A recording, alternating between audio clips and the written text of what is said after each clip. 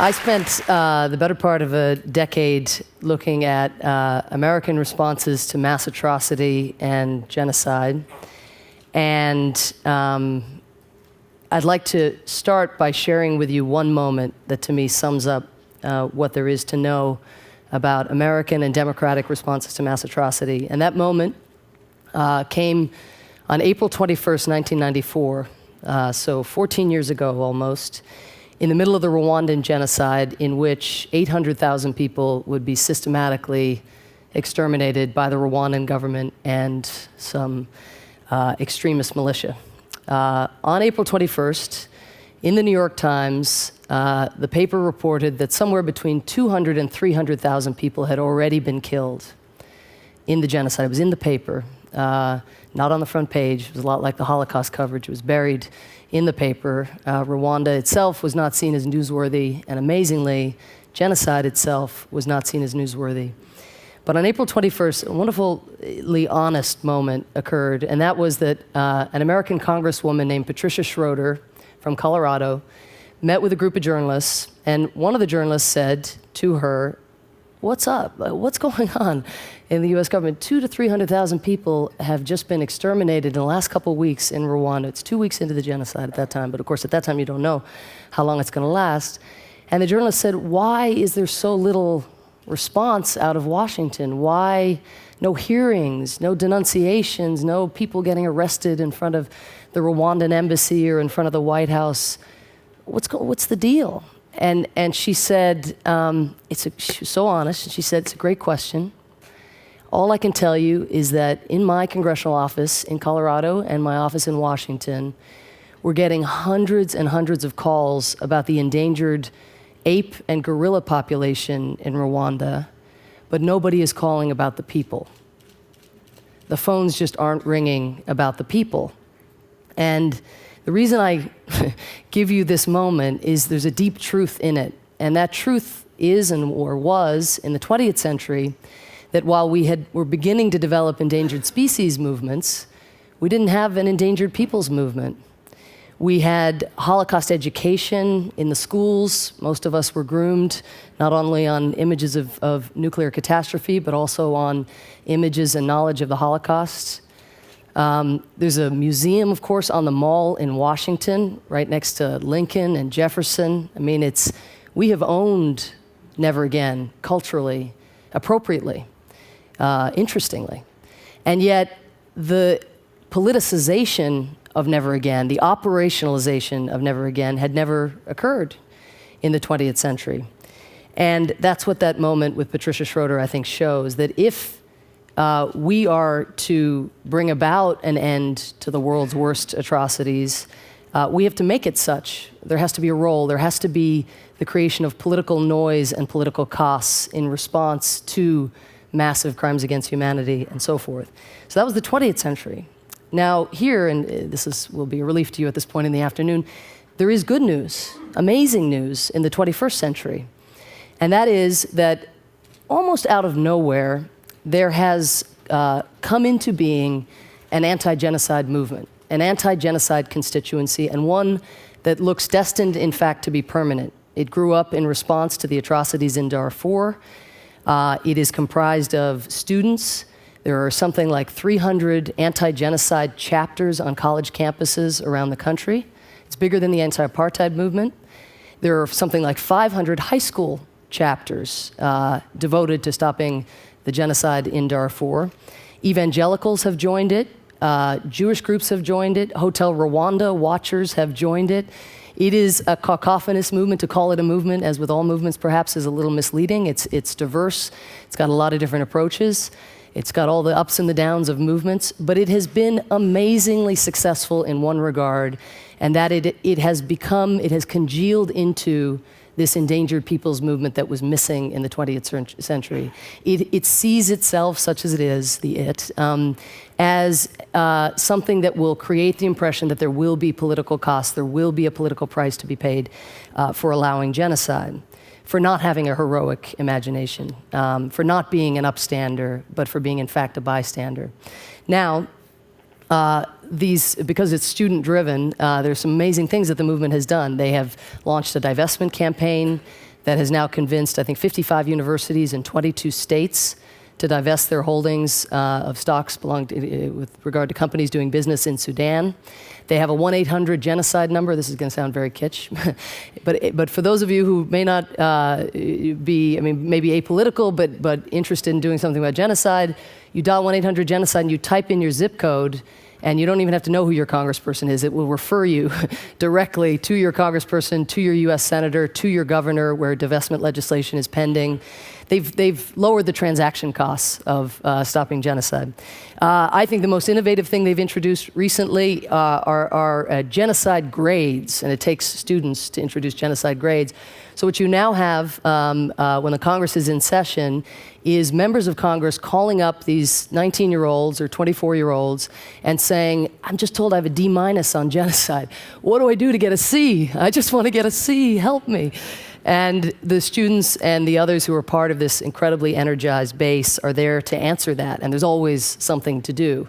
Now, what this movement has done is it has extracted from the Bush administration, from the United States, at a time of massive overstretch, military, financial, diplomatic, a whole series of commitments to Darfur that no other country in the world is making. For instance, the referral of the crimes in Darfur to the International Criminal Court, which the Bush administration doesn't like, the expenditure of $3 billion in refugee camps to try to keep basically the people who've been displaced from their homes by the Sudanese government, by the so-called Janjaweed, the militia, to keep those people alive until something more durable can be achieved. And recently, or now not that recently, about 6 months ago, the authorization of a peacekeeping force of 26,000 that will go. And that's all the Bush administration's leadership, and it's all because of this bottom-up pressure and the fact that the phones haven't stopped ringing from the beginning of this crisis. The bad news, however, to this question of will evil prevail, is that evil lives on. The people in those camps are surrounded on all sides by so-called Janjaweed, these men on horseback with spears and Kalashnikovs, women who go to get firewood in order to heat the humanitarian aid, in order to feed their families. Humanitarian aid, the dirty secret of it is it has to be heated really to be edible, are themselves subjected to rape, which is a tool of the genocide that is being used. And the peacekeepers I mentioned, the force has been authorized, but almost no country on earth has stepped forward since the authorization to actually put its troops or its police in harm's way. So we have achieved an awful lot relative to the 20th century, and yet far too little relative to the gravity of the crime that is unfolding as we sit here, as we speak. Why the limits to the movement? Why is what has been achieved, or what the movement has done, been necessary but not sufficient to the crime? I think there are many reasons, but a couple just to focus on briefly. The first is that the movement, such as it is, stops at America's borders. It is not a global movement. It does not have too many compatriots abroad who themselves are asking their governments to do more to stop genocide. And the Holocaust culture that we have in this country makes Americans sort of more prone to, I think, want to bring Never Again to life. The guilt that the Clinton administration expressed, that Bill Clinton expressed over Rwanda, created a space in our society for a consensus that Rwanda was bad and wrong and we wish we had done more. And that is something that the movement has taken advantage of. European governments, for the most part, haven't acknowledged responsibility, and there's nothing kind of to push back and up against. So this movement, if it's to be durable and global, will have to cross borders. And you will have to see other citizens in democracies not simply resting on the assumption that their government would do something in the face of genocide, but actually making it such.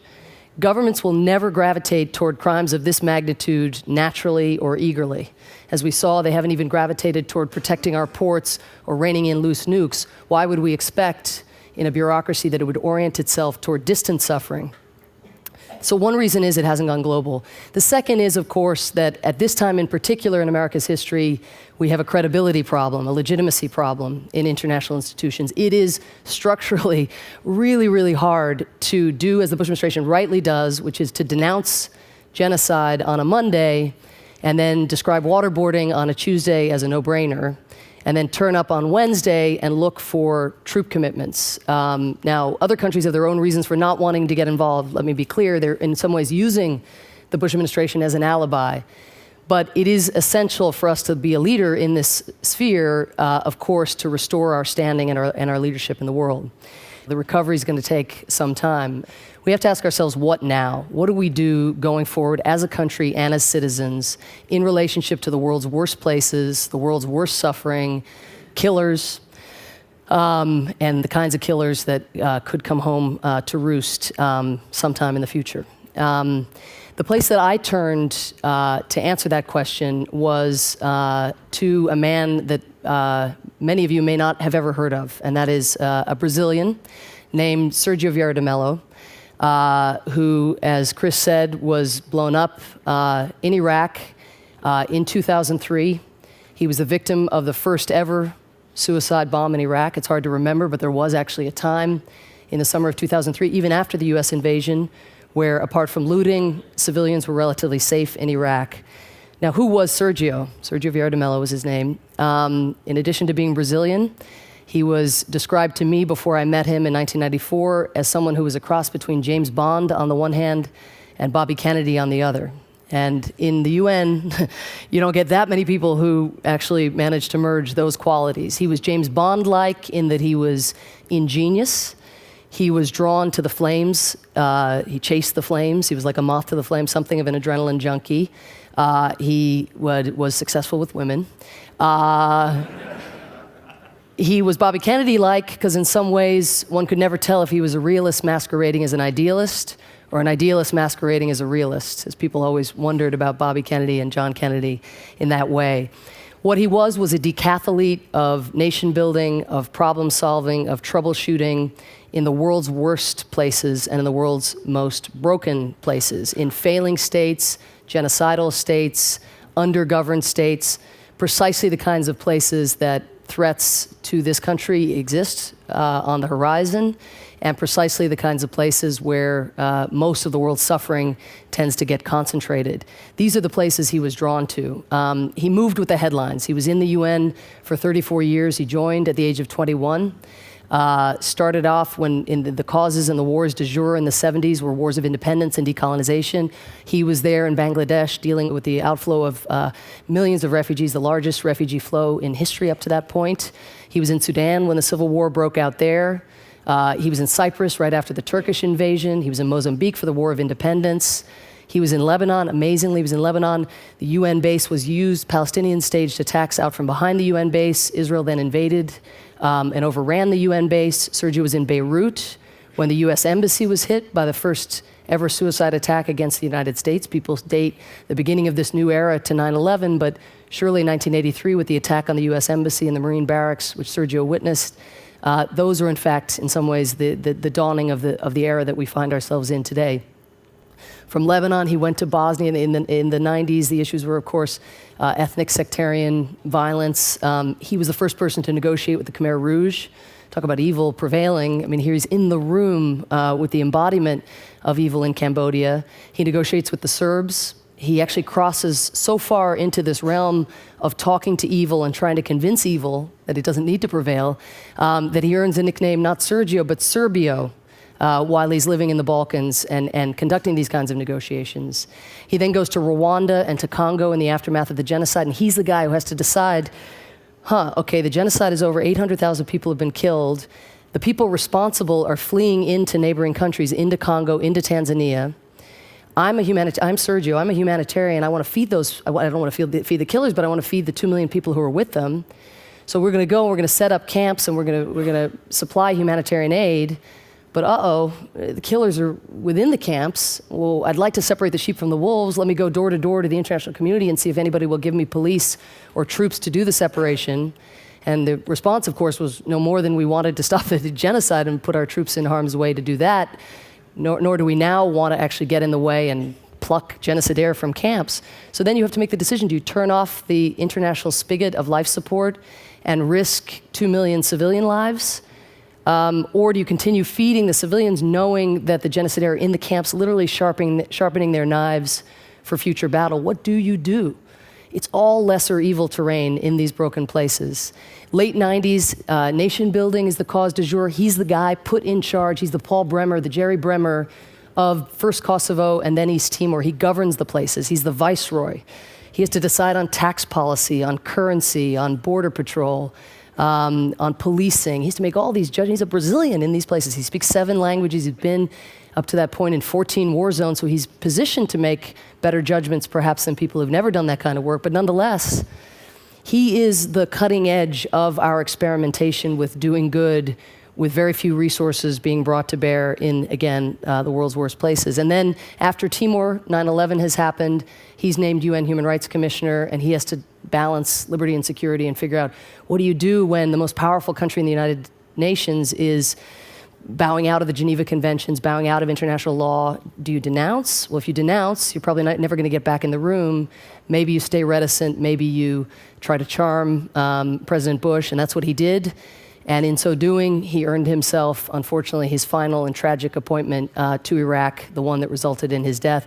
One note on his death, which is so devastating, is that despite predicating the war in Iraq on a link between Saddam Hussein and terrorism and 9/11, believe it or not, the Bush administration or the invaders did no planning, no pre-war planning to respond to terrorism. So Sergio, this receptacle of all of this learning on how to deal with evil and how to deal with brokenness, lay under the rubble for 3.5 hours without rescue. Stateless. The guy who tried to help the stateless people his whole career like a refugee, because he represents the UN. If you represent everyone, in some ways you represent no one. You're unowned. And what the most powerful military in the history of mankind was able to muster for his rescue, believe it or not, was literally these heroic 2 American soldiers went into the shaft. Building was shaking. One of them had been at 9/11 and lost his buddies on September 11th, and yet went in and risked his life in order to save Sergio. But all they had was a women's handbag, literally one of those basket handbags, and they tied it to a curtain rope from one of the offices at UN headquarters, and created a pulley system into this shaft in this quivering building in the interest of rescuing this person, the person we most need to turn to now, this shepherd, at a time when so many of us feel like we are lacking guidance. And this was the pulley system. This was what we were able to muster for Sergio. The good news, for what it's worth, is after Sergio and 21 others were killed that day in the attack on the UN, the military created a search and rescue unit, then had the cutting equipment, the shoring wood, the cranes, the things that you would have needed to do the rescue, but it was too late for Sergio. I want to wrap up, but I want to close with what I take to be the 4 lessons from Sergio's life on this question of how do we prevent evil from prevailing, which is how I would have framed the question. Here's this guy who got a 34-year head start thinking about the kinds of questions we as a country are grappling with, we as citizens are grappling with now. What do we take away? First, I think, is his relationship to, in fact, evil is something to learn from. He, over the course of his career, changed a great deal. He had a lot of flaws, but he was very adaptive. I think that was his greatest quality. He started as somebody who would denounce harm doers. He would charge up to people who were violating international law, and he would say, "You're violating, this is the UN Charter, don't you see, it's unacceptable what you're doing." And they would laugh at him because he didn't have the power of states, the power of any military or police. He just had the rules, he had the norms, and he tried to use them.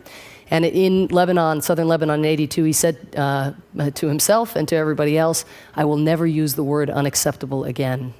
I will never use it. I will try to make it such, but I will never use that word again." But he lunged in the opposite direction. He started, as I mentioned, to get in the room with evil, to not denounce, and became almost obsequious when he earned the nickname Serbio, for instance, and even when he negotiated with the Khmer Rouge, would black box what had occurred prior to entering the room. But by the end of his life, I think he had struck a balance that we as a country can learn from. Be in the room. Don't be afraid of talking to your adversaries, but don't bracket what happened before you entered the room. Don't black box history. Don't check your principles at the door. And I think that's something that we have to be in the room, whether it's Nixon going to China or Khrushchev and Kennedy or Reagan and Gorbachev. We get all the great progress in this country with relation to our adversaries has come by going into the room. And it doesn't have to be an act of weakness. You can actually do far more to build an international coalition against a harm doer or a wrongdoer by being in the room and by showing to the rest of the world that that person, that regime is the problem and that you, the United States, are not the problem. Second takeaway from Sergio's life, briefly, what I take away, and this in some ways is the most important, he espoused and exhibited a reverence for dignity that was really, really unusual. At a micro level, the individuals around him were visible. He saw them. At a macro level, he thought, we talk about democracy promotion, but we do it in a way sometimes that's an affront to people's dignity. We put people on humanitarian aid and we boast about it because we've spent $3 billion. It's incredibly important. Those people would no longer be alive if the United States, for instance, hadn't spent that money in Darfur. But it's not a way to live. If we think about dignity in our conduct as citizens and as individuals with relation to the people around us, and as a country, if we could inject a regard for dignity into our dealings with other countries, it would be something of a revolution. Third point, very briefly, he talked a lot about freedom from fear. And I recognize there is so much to be afraid of. There are so many genuine threats in the world. But what Sergio was talking about is let's calibrate our relationship to the threat. Let's not hype the threat. Let's actually see it clearly. We have reason to be afraid of melting ice caps. We have reason to be afraid that we haven't secured loose nuclear material in the former Soviet Union. Let's focus on what are the legitimate challenges and threats, but not lunge into bad decisions because of a panic, of a fear. In times of fear, one of the things Sergio used to say is fear is a bad advisor. We lunge toward the extremes when we aren't operating and trying to, again, calibrate our relationship to the world around us. Fourth and final point, he somehow, because he was working in all the world's worst places, all lesser evils, had a humility, of course, and an awareness of the complexity of the world around him. I mean, such an acute awareness of how hard it was, how Sisyphean this task was of mending, and yet aware of that complexity, humbled by it, he wasn't paralyzed by it. And we as citizens, as we go through this experience of the crisis of confidence, crisis of competence, crisis of legitimacy, I think there's a temptation to pull back from the world and say, oh, Katrina, Iraq, we don't know what we're doing. We can't afford to pull back from the world. It's a question of how to be in the world. And the lesson, I think, of the anti-genocide movement that I mentioned, that is a partial success, but by no means has it achieved what it has set out to do. It'll be many decades probably before that happens, but is that if we want to see change, we have to become the change. We can't rely upon our institutions to do the work of necessarily talking to adversaries on their own without us creating a space for that to happen, for having respect for dignity, and for bringing that combination of humility and a sort of emboldened sense of responsibility to our dealings with the rest of the world. So will evil prevail? Was that the question? I think the short answer is no, not unless we let it. Thank you. Thank you.